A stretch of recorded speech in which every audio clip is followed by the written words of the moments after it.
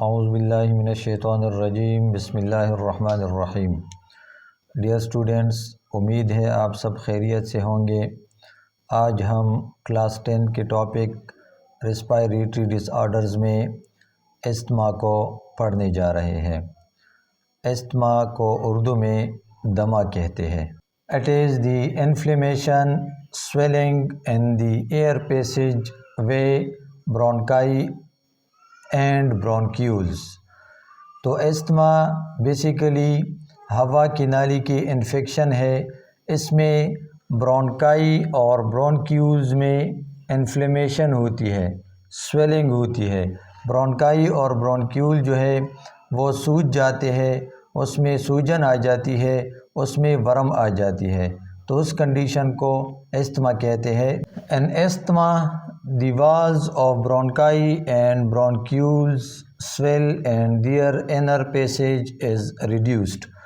تو استما میں کیا ہوتا ہے کہ جو برونکائی اور برونکیولز کے جو دیواری ہوتی ہے وہ سخت ہوتی ہے اور وہ تنگ ہوتی ہے، جس کی وجہ سے برونکائی اور برونکیولز کی جو اندر کی گزرگاہ ہے وہ کم ہو جاتی ہے، وہ تنگ ہو جاتی ہے۔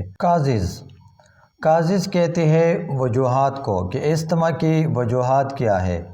تو کازز میں سب سے پہلی جو کاز ہے وہ ہے ڈسٹ پارٹیکلز، ہوا میں گرد و غبار کا ہونا۔ تو ہوا میں گرد و غبار جو ہے وہ استما کی سب سے مین کاز ہے۔ دوسری کاز ہے اسموک، دھواں۔ کولڈ، انتہائی سرد موسم، انتہائی سرد موسم جو ہے یہ بھی استما کی وجوہات ہے۔ چینجز ان ویدر، موسمی تبدیلی، موسمی تغیرات، موسمی تبدیلی جو ہے یہ بھی اس کی ایک کاز ہے۔ کیمیکلز ان ایئر، ہوا میں کیمیکلز کا ہونا۔ پولن کہتے ہیں زرگل کو، یعنی جرگ کی الرجی۔ پھولدار پودے کا نر عنصر جو ہے اس کو پولن کہتے ہیں۔ اور لاسٹ جو کاز ہے وہ ہے مولڈ، یعنی پھپھوندی وغیرہ۔ تو یہ سارے جو ہے یہ استما کے دمہ کی کازز ہے، وجوہات ہے۔ سمٹمز، اب ہم بات کرتے ہیں علامات کی کہ استما دمہ کی علامات کیا ہے۔ تو اس میں سب سے پہلی علامت ہے کفنگ، کانسنا، کانسی کا ہونا۔ شارٹنیس آف بریتھ، دم کا گھٹنا یعنی سانس کی کمی۔ چیسٹ پین، سینے میں درد محسوس ہونا۔ ویزنگ کہتے ہیں وسلنگ ساؤنڈ کو، وسلنگ ساؤنڈ کہتے ہیں سرسراہٹ کی آواز کو، کہ جب وہ سانس خارج کریں گے تو اس سے سرسراہٹ کی آواز آئے گی، سرسراہٹ کی آواز محسوس ہوگی۔ ٹریٹمنٹ، اب ہم بات کرتے ہیں علاج کی کہ اس کے علاج کیا ہے، استما یعنی دمہ کا علاج کیا ہے۔